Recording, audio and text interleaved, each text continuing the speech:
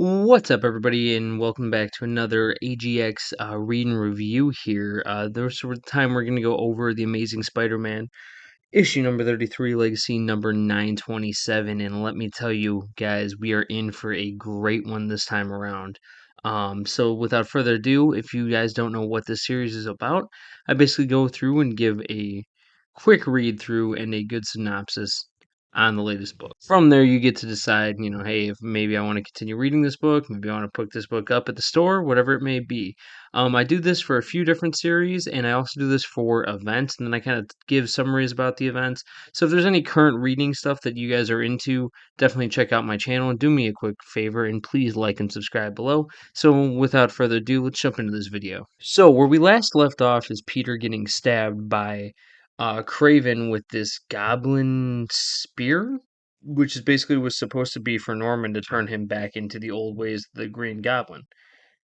However, we start this book off by we see Peter sitting covered in spider webs, right, and just sitting in the dark in this apartment, and he's basically saying, Craven, but in Craven's last hunt, where we see him, get hunted down, right, by Craven, he never forgave, obviously, what Craven has did. He's like, this whole time has been unpunished.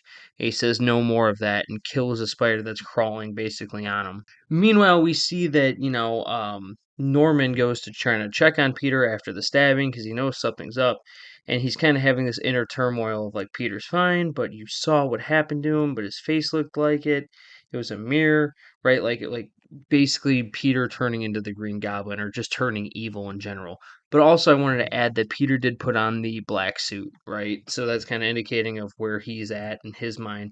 Basically, and the whole thing is he's going after Craven. So once Norman checks the apartment, he cannot find him, right?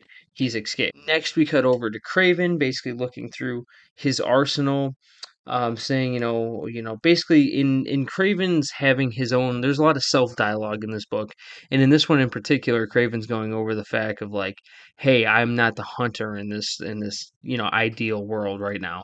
After Peter taking the Green Goblin sphere, right?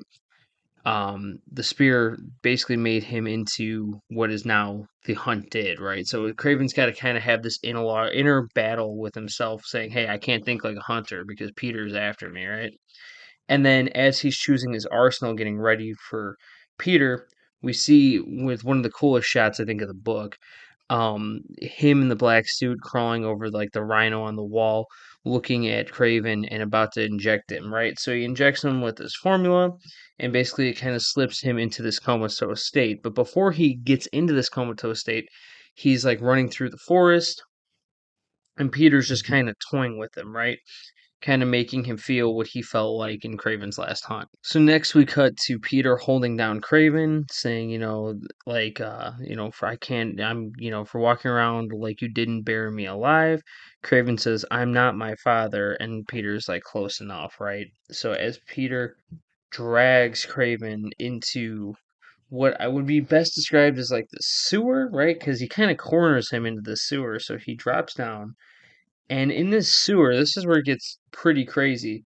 We see, these red glowing eyes. And what it is like these vermin, right? These vermin monsters that, like, once, felt like, being conquered by Craven, right? They want their revenge. And as we see Craven get clawed and, like, almost damn near eaten alive, he's trying to fight off these vermin. And then Peter drops down and basically kind of like just rips him apart before they could do too much damage to Craven, right? So he yanks him, throws these vermin all over the place. I absolutely just kills the vermin, right? And then Peter is seen walking the corpse, or not corpse, because he's not dead technically, but basically this unconscious Craven the Hunter as he's dragging him through the sewer. He comes to come Craven comes back to his wits. He looks up and he's in a grave and he's overlooking Spider-Man just basically dropping a gun. Says, "Here's this in case you want to skip to the end," and basically buries him alive. And this is where we leave off to the next issue. So they weren't kidding when they were saying, "Hey, this is going to be the darkest run of Spider-Man yet," at least in Zeb Wells' view, and it looks like, basically Peter telling someone to go kill himself is pretty substantial. So this was definitely a pivotal issue for sure, in my opinion. And one of the best one, actually, this is probably the best issue from Zeb Wells.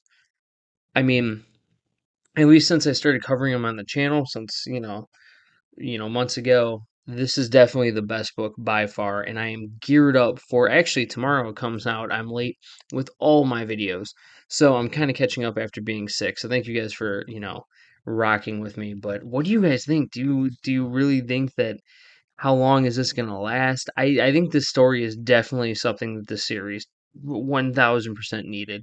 So I'm looking forward to the next issue, and I'll be making a video of a read and review. So do yourselves a favor. You want to see it? Obviously, if you're sticking around this late in the video, you definitely are into these read and reviews. So do me a favor and please hit the subscribe button. And until next time, I'll see you later.